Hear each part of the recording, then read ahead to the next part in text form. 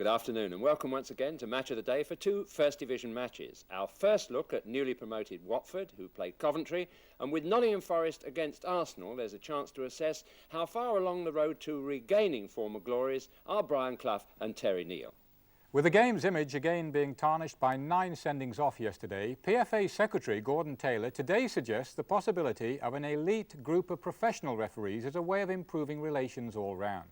And the Alan Simonsen saga draws to an end, with Charlton chairman Mark Hellier flying to Barcelona for one last desperate bid to finalise the deal.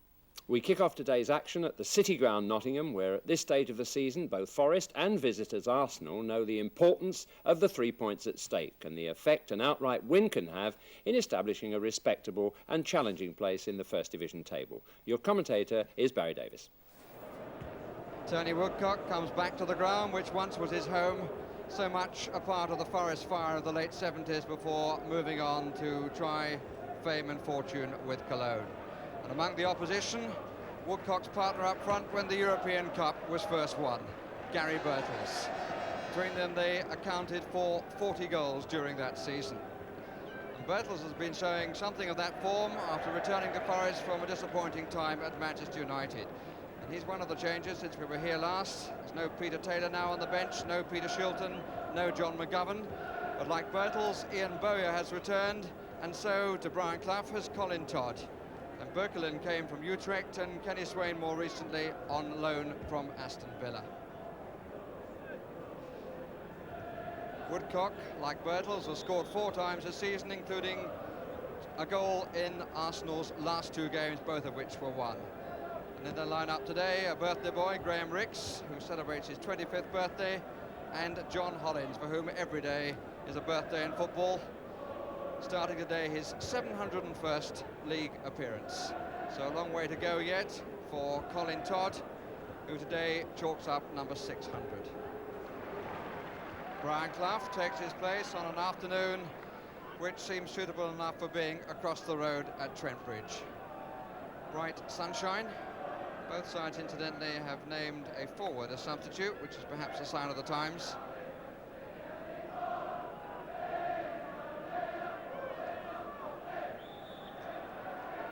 Arsenal in their change strip, which is of green shirts with blue arms.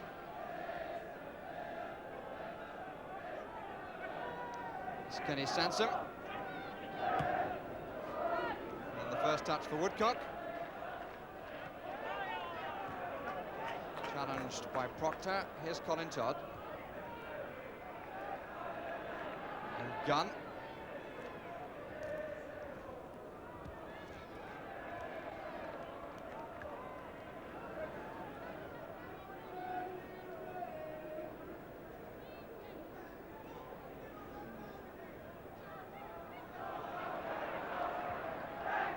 Walsh's turn, with a bit too much space for Proctor. Referee, one of the FIFA men, George Courtney from Spennymoor. Rix. It's a second chance. Arsenal having something of a monopoly on possession at the start. Well, that's what the man covering is meant for. Walsh on the left touchline. Wallace and Birtles forward. And Birtles is onside, says the linesman. It was a tight one, but the linesman was absolutely level. Walsh has done well. And his cross, having made the room for himself, was a bit of a disappointment.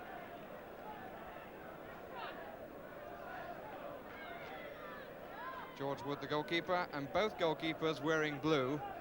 And Arsenal's change strip, a bit of a problem for the goalkeepers. There was a time when they were thinking about getting some white jerseys sent down. It's Van Breukelen, Walsh.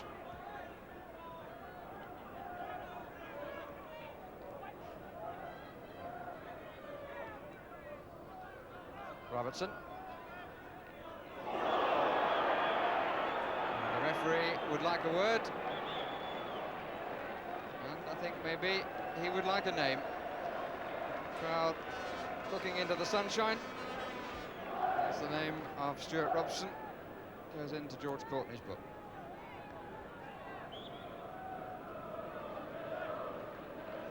Todd.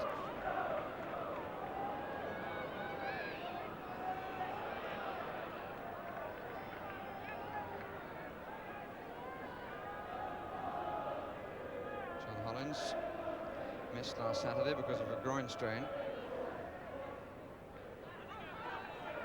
Sunderland did well. Davis. Ricks. Torwood has gone forward. Out to the left. Sunderland wants it positively in the inside right position. It's nicely done. He didn't make enough of the chance. It was a good call by him. And the ball would certainly posed a few questions. Walsh.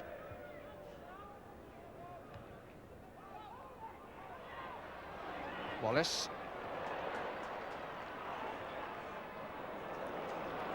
John Robertson. Plenty of red shirts in the box. Here's Gunn.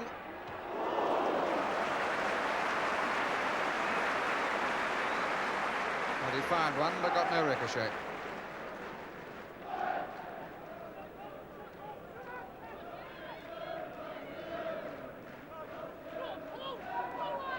White. Sunderland.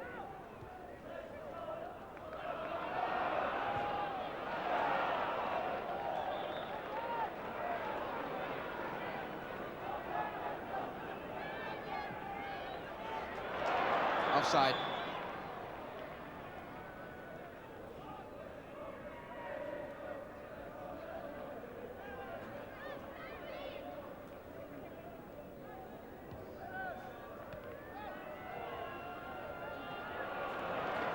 Todd. Birtles. Walsh. Tripped by Hollins.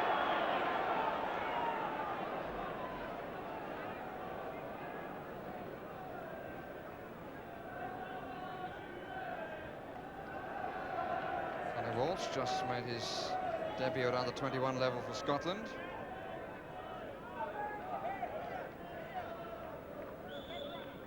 Six Forest players forward. One of them is Fairclough. That was met by Robson. Chance of a break here for Arsenal. Sunderland in possession. Plenty of players forward. Oh, it's got to be played earlier than this. Oh, really, Sunderland did far too much carrying, and players all over the place in attacking positions, and it needed to be switched around quickly. Here's Walsh. Oh, that's an awkward one. Robertson, and the goal scored by Proctor. Arsenal defence all at sea from the moment that George Wood lost the cross from Colin Walsh. It was Sanson who cleared off the line from Wallace, but in the end, Proctor had an awful lot of room to put it home. Proctor seizing the chance to score only his second goal for Nottingham Forest.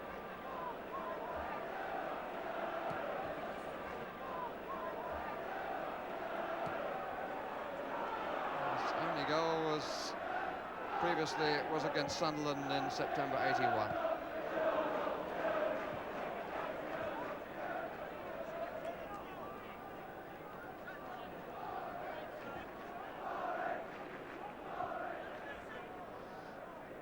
Kenny Sanson to take the throw. It was he who cleared the ball off the line. Arsenal never really had the chance to sort themselves out. Hollins.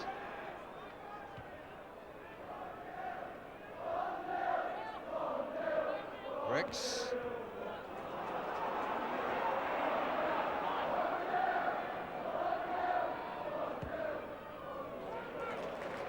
Gunn. Robertson.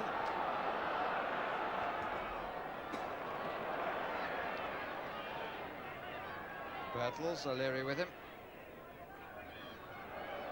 Robertson. Gunn. Wallace. Birtles. The whistle has gone. Hollins. Torvitz. Play staying in the sunshine. Over here in the shadow is number 6, Chris White.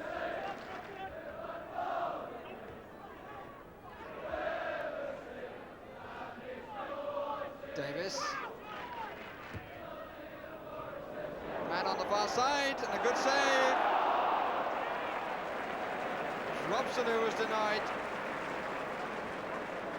and who in the end handled the ball. The goalkeeper did well.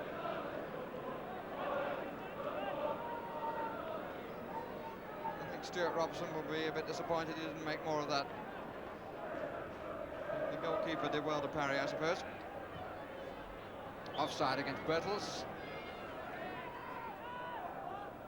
Torvitz. O'Leary.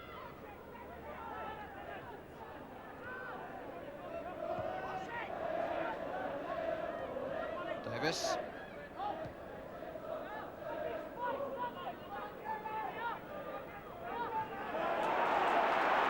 Problems for Forest. Bowyer just to the left of Bertels. Hollins got there. And Bowyer gets nothing. And clearly is surprised. And Wallace is onside again. It's about the third time Arsenal got caught. And once more, Hollins ends the danger.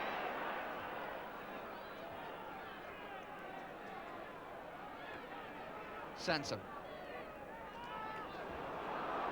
It's a break the other way. Davis with Robson cutting in. And again with a similar shooting chance a moment ago. And it has the same end. But Van Breukelen well out of his goal, and Davis will score. No, he won't. He's offside.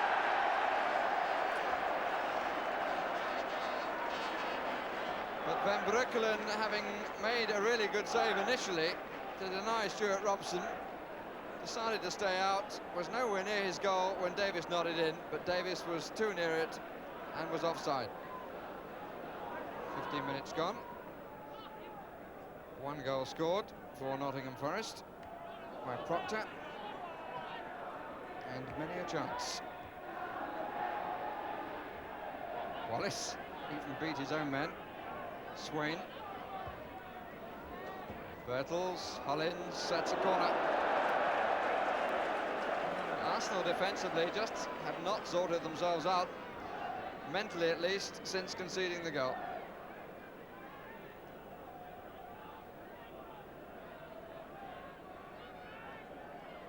And Forest content to leave just 3 players in defensive positions. Proctor. Kenny Swain. And another break.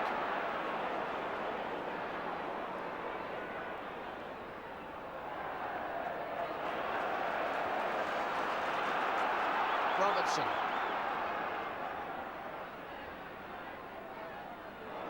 It's nicely weighted to Gunn. Bowyer. Hit it well. And he was a bit unfortunate. Talbot's header came out to him. It's the right shot all along the ground against the goalkeeper, who may not have had a clear view of it, but just wide.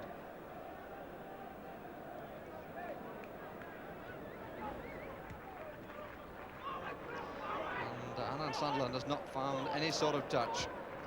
Perhaps she can now. Fairclough across. Quite acrobatic the way he landed.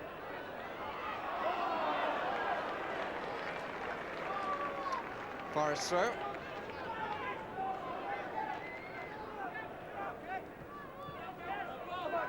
"20 minutes gone of what I can only describe as a very funny game."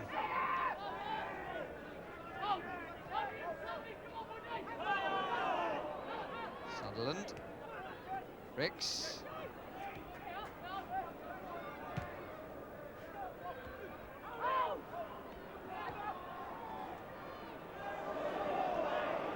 Both players had high feet. This is Hollins. And it comes to Robson. Talbot is forward, number 4. And it was finally played with the hand from Robson's cross.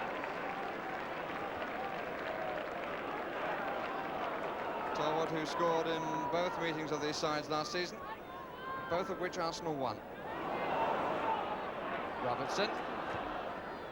David O'Leary, looking very ill at ease.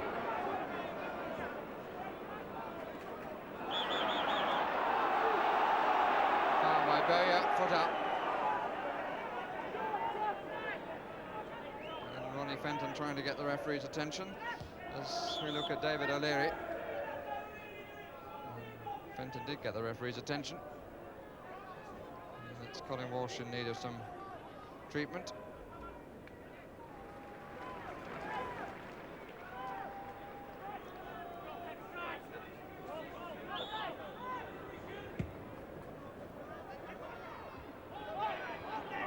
Proctor.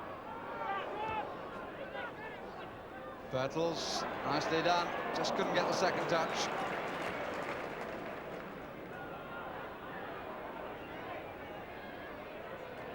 Robson. Sansom.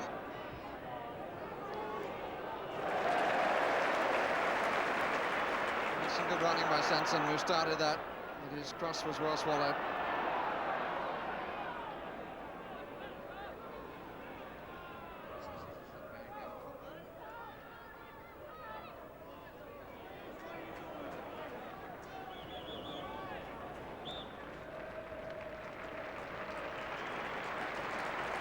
Nottingham Forest forced to make a substitution.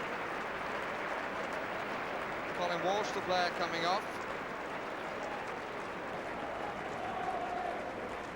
And his departure means a debut for 21-year-old Steve Wigley. Scored 4 times for the reserves. It's the second time he's been on the bench, not the first time he's come on.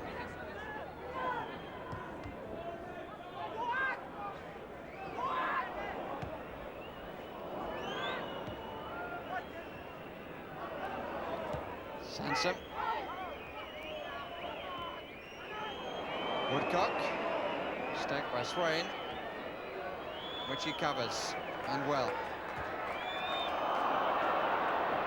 It's the first time that Todd has given the ball away. Oh, that was an awkward one, and it was Woodcock who came in. But again, Van Breukelen was very quickly up on his feet.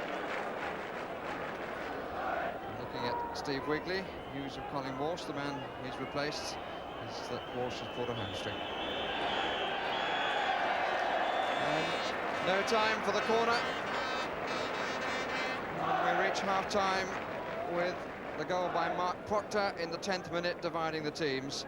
Really a half that was a great deal of chase, and the performance, the calm composure of Colin Todd, in marked contrast with an awful lot of what went on. Half-time score, Forest 1, Arsenal 0. So Gary Birtles, who began his league career against Arsenal, the match here in September 1978, gets the second half underway.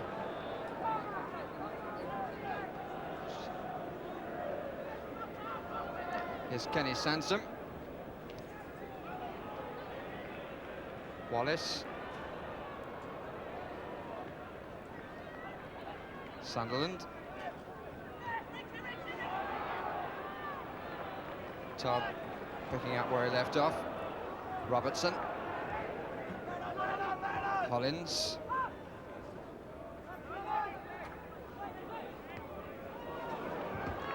Plenty of time for the back pass.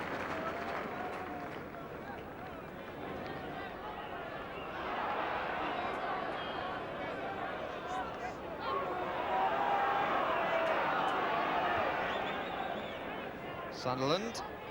Woodcock. Robson over this way. Hollins further back. This is O'Leary.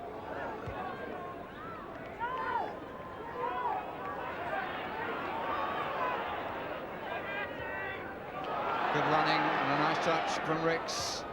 Good cross, in comes Robson. Sunderland, Davis is offside.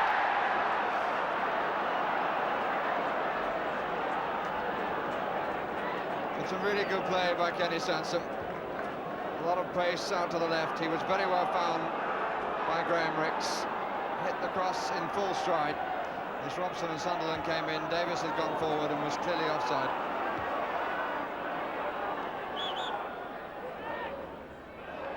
Played by Birtles. This could be promising. Proctor in possession, Bowyer to the middle, Wallace to the middle, Wigley to the middle. Cross finds Robertson.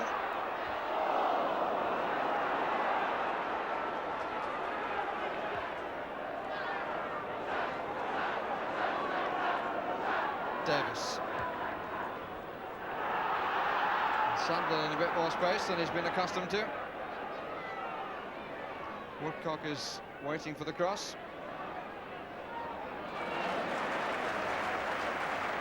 Challenge well timed by Gunn. Woodcock waiting in the centre of the area. Chris White coming to the near post. O'Leary makes the first run across the box. Robertson.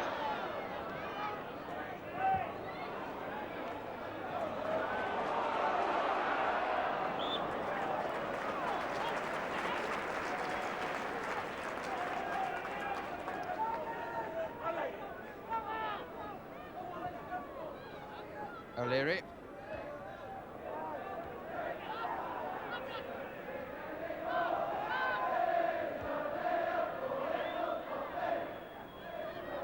Sansom.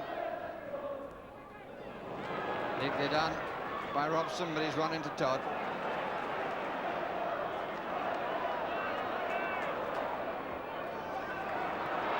Robertson.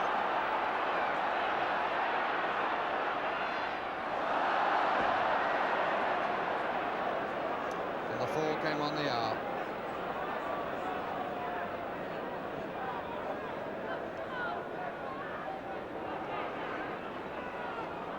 Torvet. Ricks. Useful. Davis did well, did very well. Bowyer denying him the shots, and he finally got one in, but put it wide. Some close control then by Paul Davis, which was in a totally different class from most of what we've seen in the afternoon. Did very well to claim it in the first place, held on in spite of the pressure being put on him by Bowyer, but when he found room for the shot, he put it wide. Player twice denied by an offside flag in the match, Paul Davis, but that was much the best thing he's done. Ricks, Sansom. Davis. Nicely done, Sansom. Arsenal's best attacks have involved this fellow. Lee Chapman, who's been left out for the last 3 games, needs to get his chance in this one. Stuart Robson is the man replaced.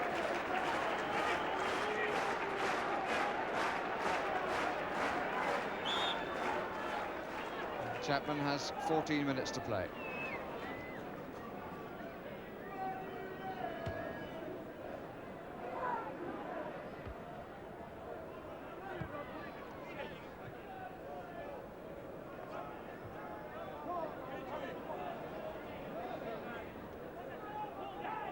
Birtles.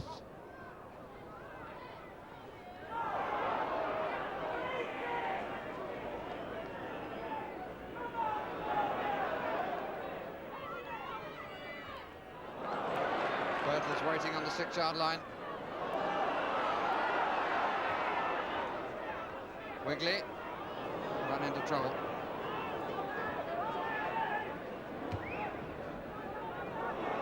Bowyer took it well, and now Birtles, that's the second. All credit to Ian Bowyer, who saw the opportunity from a bad clearance, and there was no messing about that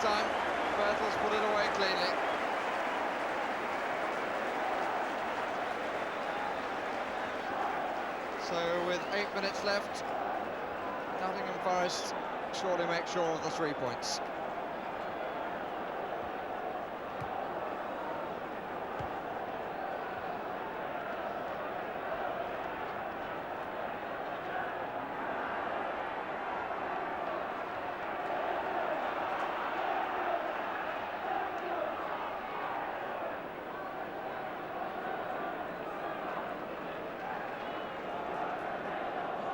At least it means that George Wood's mistake has not proved decisive, which would have been very unfair of him, as so many mistakes have been made in the match.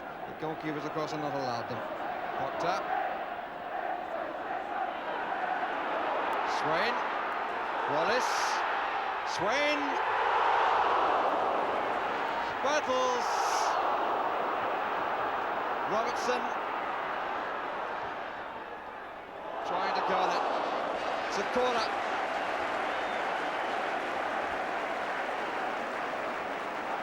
Swain denied his first goal for Nottingham Forest by the crossbar.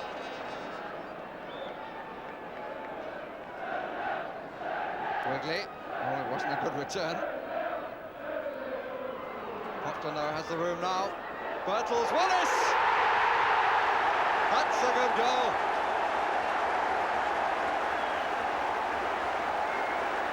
Good cross from Proctor and a couple of good headers. First from Bertels and the second from Wallace.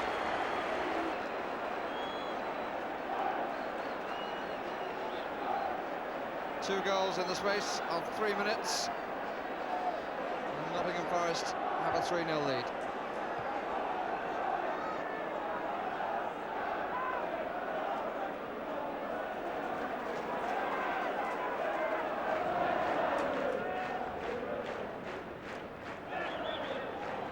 Talbot brushing Wigley rather too hard.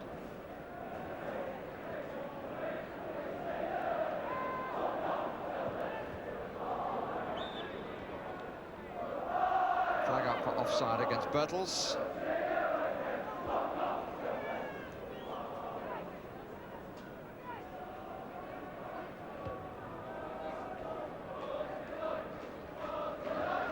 Again, beautifully taken.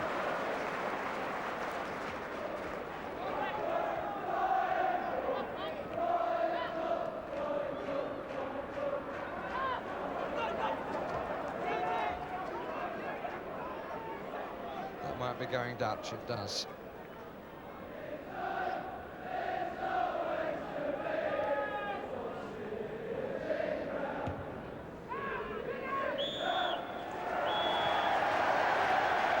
Good finish by Nottingham Forest, with Wallace getting the best goal of the match, helped by the side flick from Gary Bertels, who had scored Nottingham Forest's second.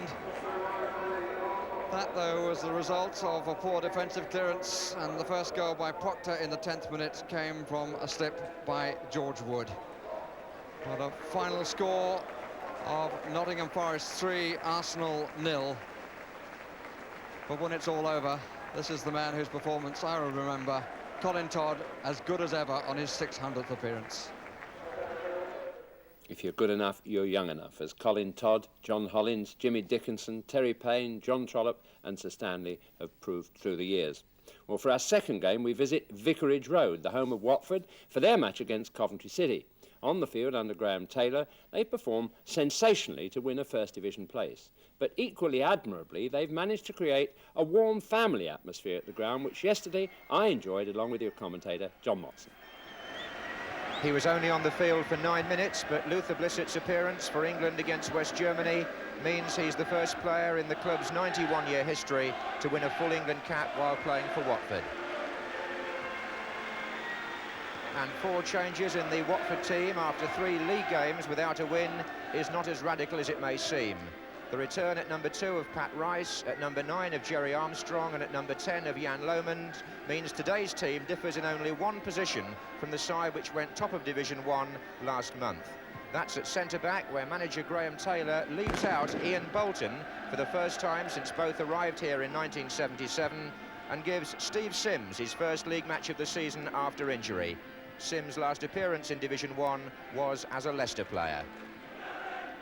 And another man signed from Leicester, Coventry's number 9, Jim Melrose, has established himself as their top scorer with 6 goals in 6 games.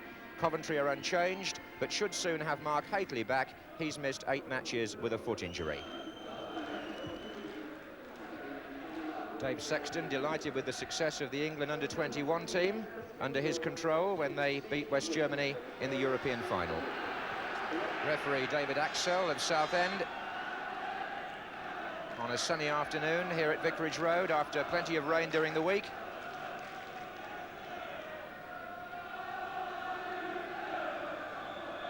Watford playing from right to left. Here's Blissett. Gillespie for Coventry. Watford have won all their home matches bar 1. Offside flag up there, and that was a draw. And Coventry, in reverse, have only drawn 1 away game and lost all the others.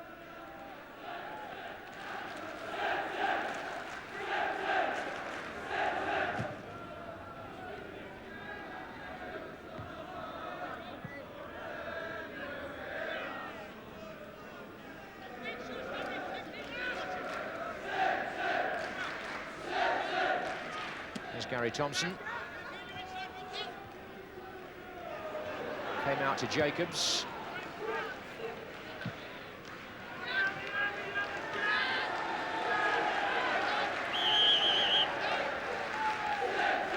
Watford player in need of attention, hence the delay.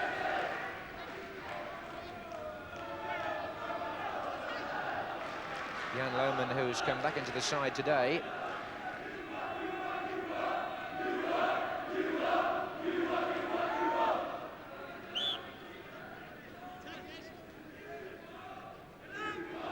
And Thompson's up there again, and Gillespie was lurking. Here's Melrose.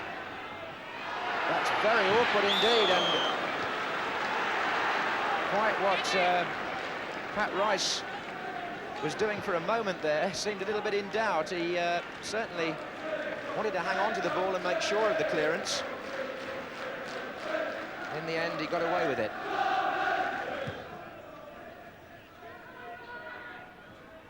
Just brush Butterworth there, and Barnes now against Thomas. Referee's given a free kick. Indirect for obstruction.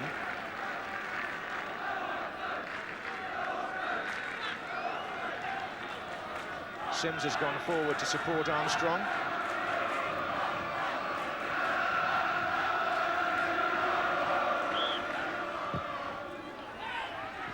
And it cleared Blissett and went straight through to Seeley from Nigel Callaghan.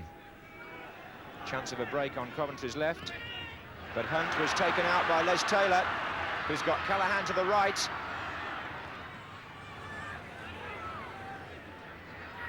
All rather untidy on both sides there, but here's Thompson. And it's now running well for Jacobs. Melrose has gone back to his right, but Jackett was marking him. And here comes Lohman. They're saying give it to Rostron.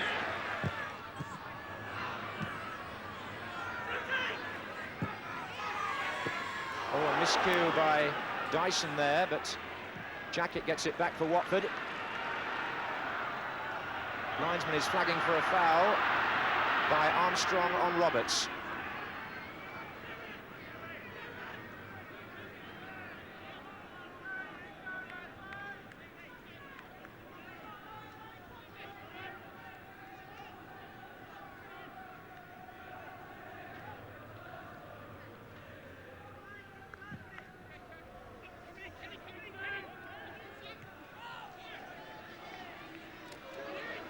Francis, Jacobs, oh. Thompson. Nice turn, but not a good pass. Distribution on both sides falling short of First Division standard in the opening quarter of an hour here. But Blissett may create something here.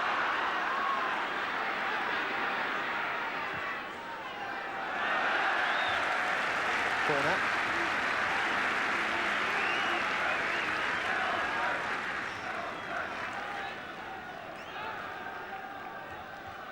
Armstrong is on the near side of the 6-yard area. Barnes on the far post. Sims is forward.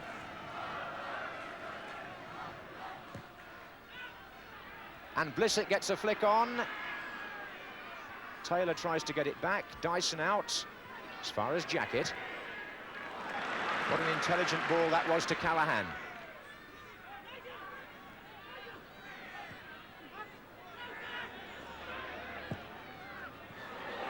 Lohman is in there. Here's Blissett. And Blissett hit the bar. Away by Roberts. Lohman is coming in. Offside against Armstrong.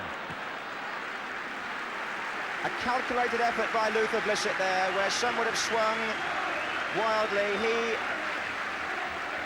steadied himself, kept the ball under control, but it came back off the crossbar. Very unlucky.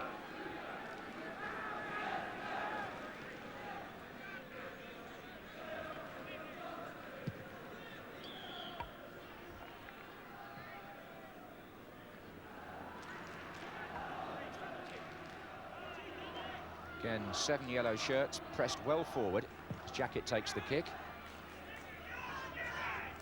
Callahan.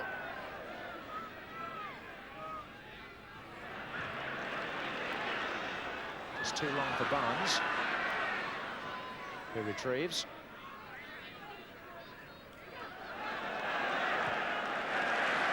Rostron in for Armstrong, away by Gillespie. And now Coventry with 2 players on this side. Hunt, Melrose has gone into the centre. Thompson's also there. And a header by Rice was straight to Melrose. A couple of anxious moments already for Pat Rice and the Watford defence, but they've had the greater share of play, as you might expect, in the opening 20 minutes. This is Barnes. Good running by Les Taylor from midfield. Look at that. Missed his shot completely, but then scored a quite... no, offside.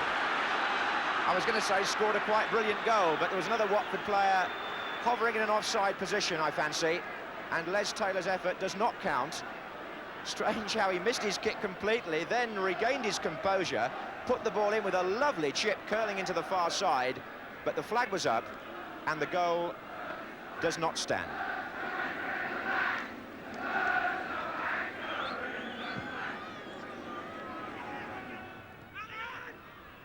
Rostron, through ball is for Blissett. What a fine shot, and it deserved a goal. Beautiful effort on the run, first time by Luther Blissett. Rostron, who drove the ball through. Blissett had Butterworth in close attendance. He shook him off and drove it beautifully with the left foot, and it just seemed to shave that far post.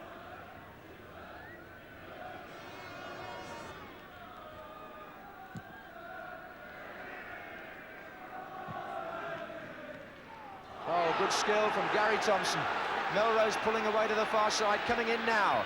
And Thompson blocked, Thompson again. And Melrose, no, Thompson, no. Blocked this time by Steve Sims. And Coventry having a little spell here. Gary Thompson close twice now, indeed twice in that same attack. Sherwood coming to meet him the first time. The scramble could have led to a goal by either Thompson or Melrose. And in the end, Thompson's turned effort was blocked by Sims.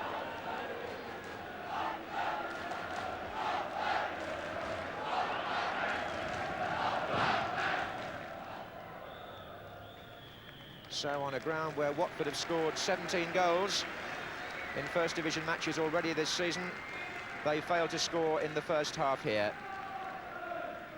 One effort disallowed, but Coventry for the most part defending quite adequately and also offering a threat or two of their own, mainly through number 10, Gary Thompson.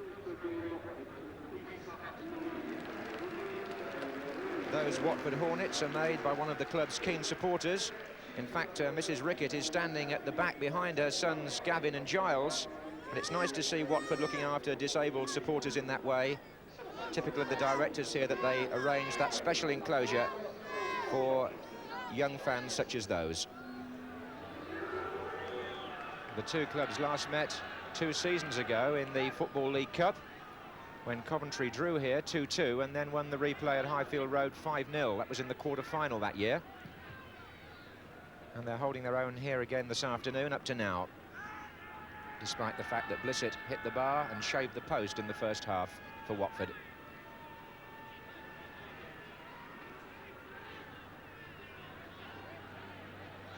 Dyson.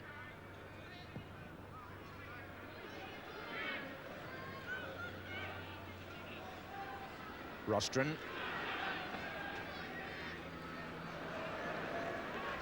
After the prolific way Watford started life in the First Division, I suppose there has to be some sort of levelling off sooner or later. It's a point that Graham Taylor's been trying to get across to his players and supporters. Can't win 8-0 every week. But here's Barnes. Armstrong. Kept the ball in play well. Butterworth got it out as far as Francis, who tries to shake off Lohman. Goal kick.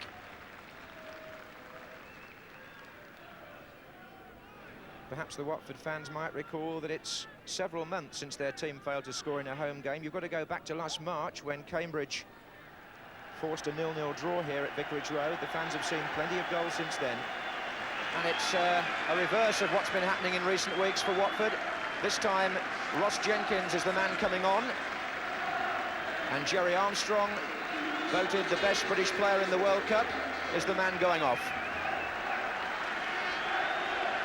Ross Jenkins, who celebrates 10 years at Watford next month, their longest-serving player, hence the generous applause as he came on. Here's Hunt. Jacobs. Francis.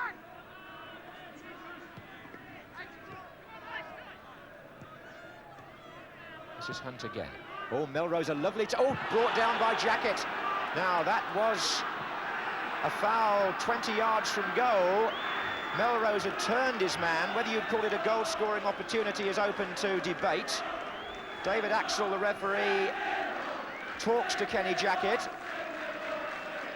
It was a lovely turn by Jim Melrose. One has to take that into account, and therefore perhaps Jackett will be booked. And I think that might well be the right verdict, because Melrose turned so sweetly. He threw him completely. So, 20 minutes into the second half, free kick to Coventry. And here's Gillespie.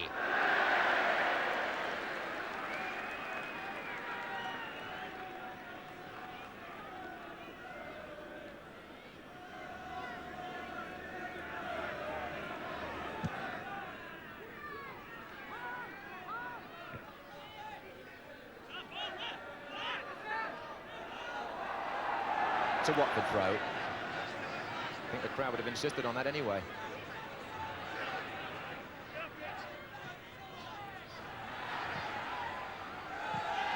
There's a determination about Coventry which has got to be encouraging for them. But there's still some way to go.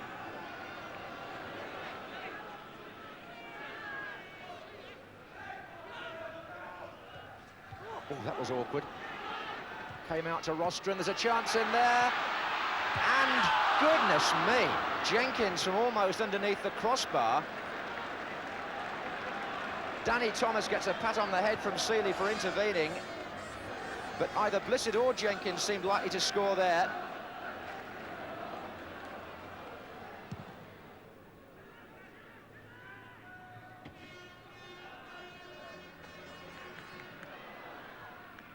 Thompson's touch. Melrose. Now, Hunt just staying slightly wide. This is Steve Hunt. And goalkeeper, and I think possibly the side of the post as well. Steve Hunt attacking Pat Rice, getting power into the left foot shot, and Sherwood reacting well. Ball caught the outside of the goal.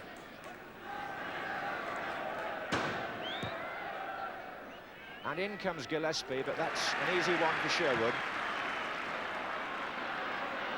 Thomas and Callahan. Watford sending 5 players forward from midfield as that ball was held up.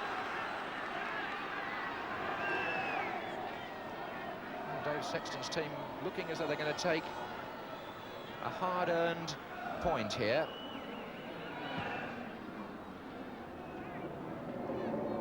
Melrose. Hunt. Melrose, Thompson. Good effort. Oh, how strong Coventry have come at the end of each half. Towards the end of the first half, Gary Thompson twice tested Steve Sherwood, and that was a good slick build-up and a fierce shot. Only just over from Thompson.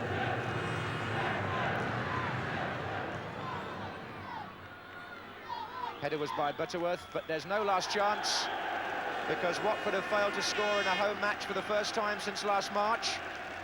And I suppose other managers will be ringing up Dave Sexton and asking him how you stop Watford, and Graham Taylor manages to smile. Perhaps the answer is the attentive way in which his defenders played today. Luther Blissett hit the bar in the first half, but it wouldn't come for Watford after that, and indeed Gary Thompson might well have stolen the match for Coventry at the other end. Coventry take their second away point of the season, and Watford have now gone 4 league games without winning. Sometime, I think, it had to level off for them. Well, not a good match for spectators, I'm afraid, and one which showed the fragile nature of form. The players ran hard, tackled strongly, gave a lot, but in a creative sense achieved very little. The defensive qualities were there to be admired, but both sides seemed apprehensive when in possession. For different reasons, they failed mentally to overcome whatever pressure it is they feel as First Division players in 1982. And as luck would have it, the one moment the ball did go in the net, a goal wasn't given.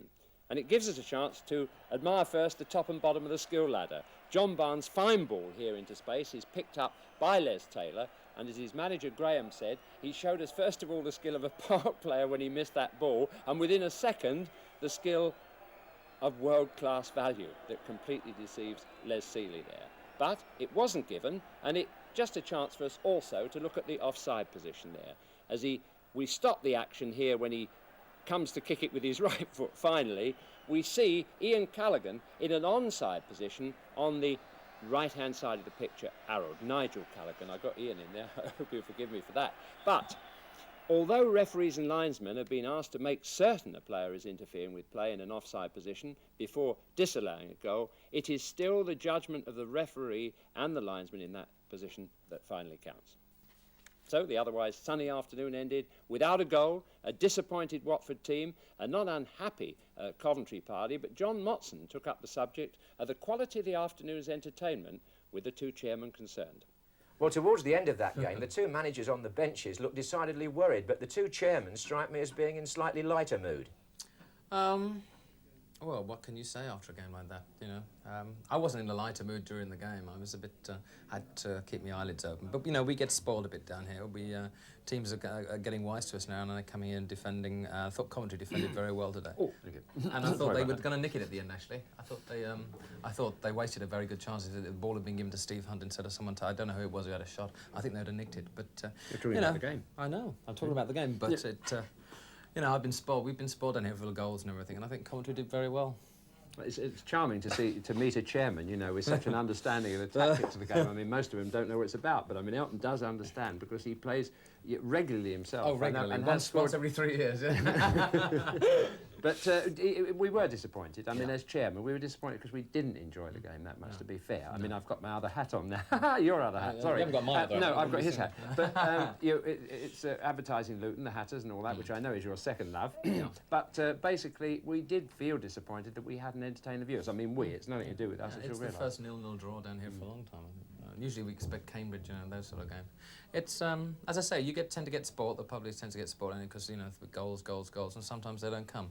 And I said to Birdie Me halfway through the first half, I said, this is going to be a 0-0 draw, and it was. And we got 1 point out of it, and we're still in 6th place, so we can't really grumble.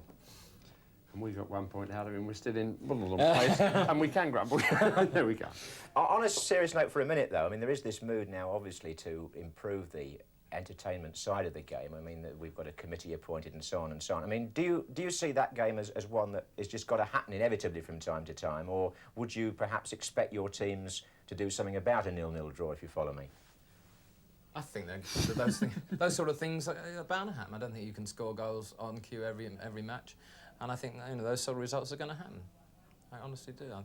It wasn't a particularly entertaining game, but every match down here this season has been very entertaining, and this is the first one that hasn't been that entertaining. But we still got a point out of it. It's bound to happen. There's some nights when you go on stage, and no matter how much you try and make things work, they don't work. And the harder you try, the worse it gets. And you're going to get days like that on the football field and on stage. So, I can equate to that very easily. Well, I haven't been on stage singing lately, but You've been on the golf course, haven't you? Yes, I have. There are days, Jim, on the golf course. The harder you try, the worse it gets, yeah, for all of us. But, seriously, as I say, it is a sort of worry that the lads try their hardest and they run and they tackle and they do all those things, and it doesn't turn out to be a sparkling game. That's one of the problems I think that the game faces, and what the answer is, I think, to be very serious with the Coventry lads particularly, I think they lack confidence on the ball. It's amazing that when they get it, that they tend to want to throw it away quickly, and I saw signs of that even in the Watford team, who've been having a much better run, and I don't know how you get that confidence into players, particularly young players. Anyway, it's hats off now and off for a drink, is it? Well, of course. Certainly, John. Hats off. Yeah. Thank you both very much. Thank you. Good ending. Good ending. Better than the match. Hey, John. The interview ranked on a par with the match, really. Yeah. Well, all the efforts being made to improve the product on the field of play are still being ruined by the excessive number of sendings off. 9 more players got their marching orders yesterday, bringing the season's total to 83, twice last season's figure at this time. The concern of PFA Secretary Gordon Taylor is such that he believes it's possibly time to set up an elite group of professional referees who would, apart from taking charge of the major games, get involved on a day-to-day basis at club level in an effort to improve relations all round. Gordon also told me that he's receiving a heavy postbag from clubs and fans as a result of the current situation. The clubs complaining that nowadays they don't have enough players to cope with suspensions. The fans upset that they're not getting value for money by watching games involving 11v10 or even worse. The root problem, it seems, continues to be refereeing inconsistencies. For instance, Middlesbrough keeper Jim Platt got away with a booking yesterday for a blatant professional foul, while Northampton's keeper Neil Freeman was sent off after diving for the ball at the feet of a Hull player.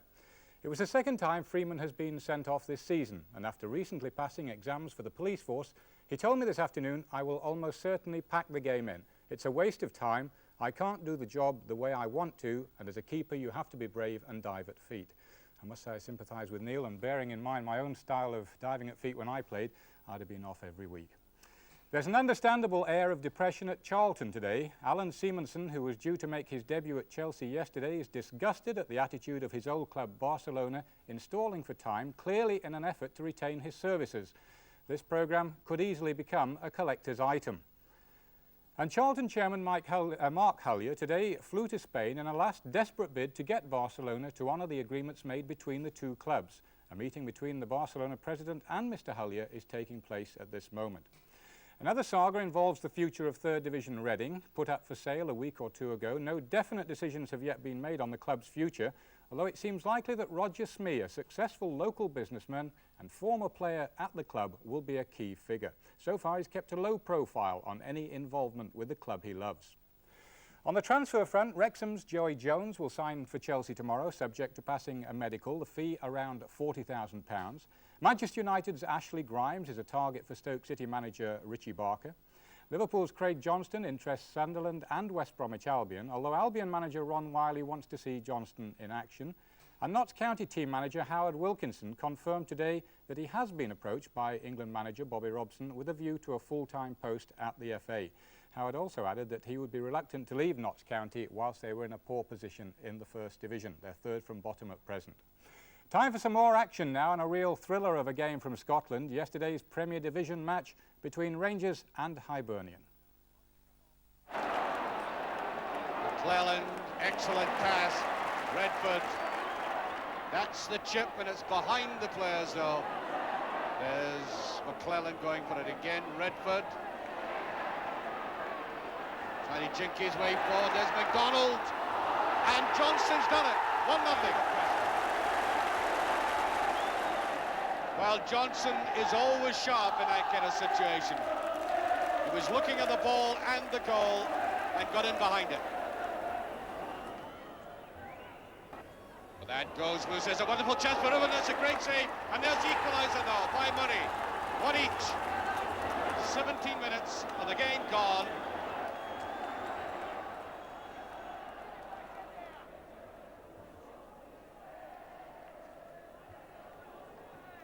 Smartly back to Murray. Oh dear, oh dear. Oh. You can't believe it, neither can I. Oh, does it look any better from another angle? No, I don't suppose it does. Jackie McNamara puts Rangers 2-1 in the lead. That's McKinnon, wants it back again. Does very well to get that over. That's a brilliant ball. Superb play by the Rangers fullback. Well, I think it looks to me, rather sadly, as if Jim MacArthur will have to be replaced. That really is a blow. There's Pat Stanton looking quite concerned about it all. There's Arthur Duncan. We're going to find out now what he's like as a goalkeeper.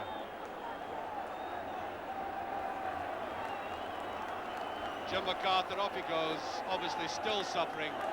So, corner kick by Fritz. There's Arthur Duncan after it, and it's pushed in. Derek Johnson got the touch. Well, you can't get a worse baptism than that as a substitute goalkeeper. Then Derek Johnson charging in after the ball, getting behind it after exactly 11 minutes and pushing it home.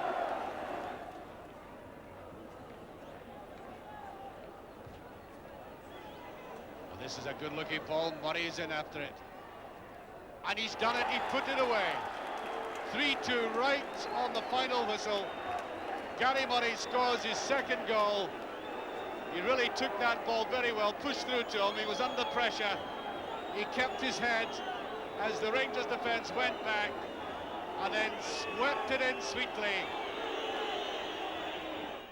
Well, there's football on Sports Night on Wednesday night, a second round, second leg match from the Milk Cup. There's international snooker too, England v Scotland, and the programme introduced by Harry Carpenter. 10:05 next Wednesday. Well, of the English teams involved in today's programme, only Arsenal have nothing to show for their efforts at the end of the day. They've been called lucky Arsenal on more than one occasion, but perhaps even some Spurs supporters would feel a touch of sympathy for them yesterday, especially for young Paul Davis, who, like Watford's Les Taylor, might like to see offside done away with, or at least applied sympathetically. Good afternoon. It's a break the other way. Davis with Robson cutting in. And again with a similar shooting chance a moment ago, and it has the same end, but Van Breukelen well out of his goal, and Davis will score. No, he won't, he's offside.